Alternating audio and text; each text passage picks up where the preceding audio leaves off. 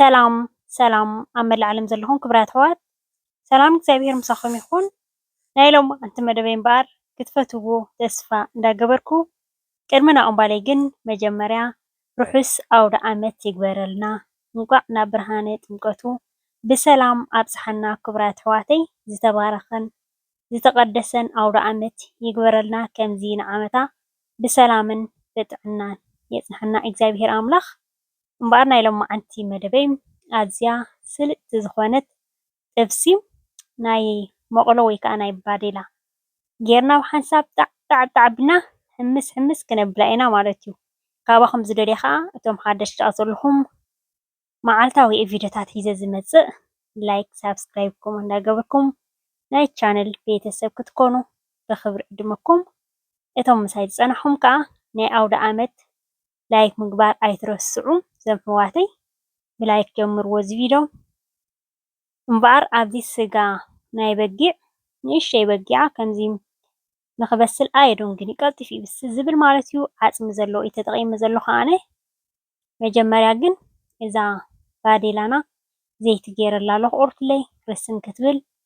ስዋና እንዳሰተና ንቀደም በሉ ከዓ ስዋና እንዳሰተና ጥብስ ክነብላ ኢና ክቡራት ኣሕዋት። ሕጂ ኣብዚ ዘይቲ ጌርና እንደገና እቲ ባዴላ ርስን እንተይሉ እቲ ማይ ዝሓፀብናዮ ናይቲ ስጋ እቲ ዘይቲ ምስ ረሰና ከዓ ቀልጢፍ እዩ እንታይ ዝበሃል ዝገብሮ ስሕብ ዘብሎ ማለት እዩ። ድርቅ ዝበለ ከዓ ፅቡቅ ይኾነልና። ሕጂ ኣብዚ ተደሊና መረቅ ዘለዎ ክንገብሮ ንኽእል ተደሊና ከዓ ከምዚ ደረቅ ካልእ ዓይነት ፀብሕታት ተወሳኺ ተደሊና ኮይኑ ደረቅ ተደሊና ደረቅ ንገብራ ኣብኣ ከላ ሰላጣ ግብር ኣቢልና ንሳ ጥራይ ተኮይና ከዓ እንታይ ዝበሃል ንገብር ማለት እዩ። መረቅ ዘለዋ ንእሽተይ ንገብራ ሕጂ ምስ ዓፅሚ እዩ ዘሎ ከም ትሪእዎ ዘለኹም ርስን ምስ በለት ከዓ ሕጂ እንታይ ዝበሃል ክንገብራ ኢና ሓንሳብ ማይ ንእሽተይ ከውፅዩ ከም ዝበልኩም እቲ ባዴላ ረሲኑ ስለ ፀንሐ ዘይቲ እውን ስለ ዝገበርናሉ ቁሩብ ስሕብ የብሎ እዩ። ዘይቲ ቁሩብ እየ ተጠቒመ ምክንያቱ እቲ እንታይ ዝበሃል ስለ ዝኾነ ጠስሚ ዳሕራይ ክንገብረሉ ኣብ ምውራዱ ጠስሚ ስለ ንገብረሉ ከምዚኣ ግብር ኣቢልና ጣዕ ኣቢልና ንምሳሕ ተደሊና እንድራር ኣብ ስራሕ ተውዒልና ኮይና ከዓ ከምዚኣ ጌርና ክንድረር ከዓ ንኽእል ኢና ማለት እዩ። ስልጥ ዝኾነት እዚኣ ሒዘልኩም መፅየ ዘለኹ ክቡራት ኣሕዋተይ እግዚኣብሔር ኣምላኽ ከምዚ ንዓመታ ብሰላምን ብጥዕናን የፅንሐና ክቡራት ኣሕዋተይ። ከምቲ ግብርና ዘይኮነስ ብዓይኒ ምሕረቱ ጠሚቱ ከይነዓርቕ ዘይነዓርቕ ከይንጠሚ ዘይጠመና በእውነት ክቡራት ኣሕዋተይ ብጣዕሚ ከይነሓምም ዘይሓመምና ብኩሉ እግዚኣብሔር ኣምላኽ ዝሕልወና ዘሎ ክብሪ ንዓኡ ይኹኖ። ናትና ሓይሊ ዘይኮነስ ናቱ ሓይሊ እዩ። ሕጂ ከም ትሪእዎ ዘለኹም ማይ የውፅእ ኣቢሉ ንእሽተይ ፀኒሑ እንታይ ዝበሃል ኮይኑ ኣሎ ኖርማል ሕጂ ምስኡ ገይረ ከዓ ሕጂ ማይ ኦረዲ ወዲኡ ዘሎ ሓንቲ ቀይሕ ሽጉርቲ እየ ዝገብር ዘለኹ ፃዕዳ ሽጉርቲ እዚአን ከዓ ጉዕ መረርቲ እንድየን ሰለስተ ዓይነት ሕብሪ ማለት እዩ። ኣብኣ ከለዋ ገይረና ኣለኹ ኖርማል ታርሽሙ ኮይኑ ከዓ ከምዚ መሪር ንፈቱ ኮይና ከዓ ቁርፅ ኣቢልና ክንገብሮ ንኽእል ኢና ማለት እዩ። ሕጂ ክቡራት ኣሕዋተይ ከም ዝበልኩም እታ ናህተይ በጊዕ ቀልጢፋ ልክዕ ከምዚ ዓሳ ዓፅያ ክትብለን ትኽእል ቀልጢፈን እየን ደስ ዝብላ ተናእሽቱ ኮይነን ሕጂ ምስኡ ጌርና ከዓ ሓንሳብ ከዓ ኣስምምዕ ክነብላ ኢና ከምዛ ትሪእዋ ዘለኹም ጥብሲ መቸም ኩሉ ግዜ ስልጥቲ እያ ሞር ከዓ ከምዚ ባዴላ ግፍሕ ዝበለ ጌርና ከምዚ መቑሎ ተኮይና ከዓ ብጣዕሚ በሊዕኻዮ ኣይፅገብን እዩ። ግድን ኣይኮናን ከምዚ ብፍላይ ቀዳም ሰንበት ክኾን ከሎ ፅቡቅ እዩ። ኣብ ሰንዮ ሰሉስ ክውዕል ከሎ ናይ ኣውደ ዓመት ግዜ ከዓ ናይ ስራሕ ግዜ ዕረፍቲ ተዘይወሲድና ሰላጣና ግብር ኣቢልና ከምዚኣ ጌርና ክነብል ንኽእል ኢና። ሕጂ ኣብዚ እንታይ እየ ዝጥቀም ዘለኹ ሰሰግ ዘለዎ ኮረሪማ ፃዕዳ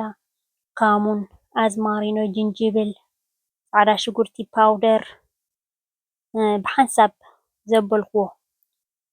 ዘቃመምክዎ እየ ተጠቒመ ዘለኹ ቀመማት ማለት እዩ። ቀይሕ ክገብር ከለኹ ከምኡ ገይረ ዘዳለኽዎ ቀመማት እዚ እንታይ ዝበሃል ክገብር ከለኹ ከዓ ከምዚ ገይረ ከዓ የዳልዎ ማለት ሕጂ ከም ዝበልኩም ንእሽተይ زيت قرب تتقيمة نيرة جيت أسمخ أي قبر الله أسمنا جيرنا مزن تايز بحال حجي تارجع أم مرادو إنا نقبر زلنا تقممات شو عزو دقت خينو والحال شو مس قمم هاننا ندابل كلهم قبر نخينا زترفنا تخين جن سعدا نجر بالعلن نقبر زلنا حو هارم الله مخنياتو يبالا شيء قطيف سلز بالا شونا يتقممات تتأسمس قبرنا له طبق جيرنا كن هرو مخن كلالنا مالتي كبرات حواتي قرب قام شو كن قبر لنا እዚኣ ኣዋዘ ግብረ ቢልካዲ ሚጥሚጣ ግብረ ቢልካዲ ከምዚ መዋስኽቲ ገለሲ ኣየድልያን ክብራት ኣሕዋተይ ከምዚ ትሪእዋ ዘለኹም ናብ ምውዳእ ገፅያ ሕምስ ሕምስ ሕምስ ልብልብ ልብልብ እዚኣ ናይ ዓድና ሽዑ ተሓሪዳ በጊዕ ወይ ጤል ኣውደ ዓመታት ክኾን ከሎ ከምዚኣ ግብረ ቢልካ ብውዕዩ ከሎ ብእውነት ናይ ዓድና ሲ በሊኻ ኣይጥገበኒ ኩሉ ጠስሙ ጥዑም ولا تسقو بطعمي كمقر معاتيو ስለዚ ከምዚ ኣገርና ንሕና ከዓ ኣብ መቐርቅር ኣብ ስደት ከይድና ከዓ ቀማማት ጌርና ዲና ዋላ ገለመለ ጌርና ኣብ መቐርቅር ነብሎ ማለት እዩ ከም ትሪእዎ ዘለኹም ቀማማትና ሕጂ ኣብ ፍሪጅ እየ ዝገብሮ ኣብዚ ሓቢልና ድሉ ምሽ ነብሎ ሽዑ ኣይባላሸወናን እዩ ኦልሬዲ ተሰማሚዕልና ኣሎ ኣብዛ መትሓዚ ክንገብራ ንኽእልና ወይ ከዓ أبا خلا أبش حنون جنتل كنبلا نخدينا أنا درق طبسي أجري أزلخو كم تري وازلخو ما يزبحل ولا حدا يبلانيو كم زبالكم بوعي تخلى حجي كان قرباينا أوازانا جيرنا ديو تدرينا ميت أجبر بينا سالات أوسن وسن أجبر بيلكا تدعمي طبقة الزخانات درق طبسي بحنساب كينا سريحنا كبرات حواتي نايلوم ما عنتم بقار أبزي كأخلنيو نيشتي رخص أو رعمت كلوكم يلي جابير أملاخ كمزن عامتا بسلامن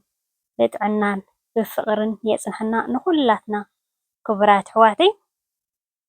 نيلوم ما عنتي أبزي كأخلنيو جميرة خصاب سود استخاتات الكمني كابل بيزا مسكنكم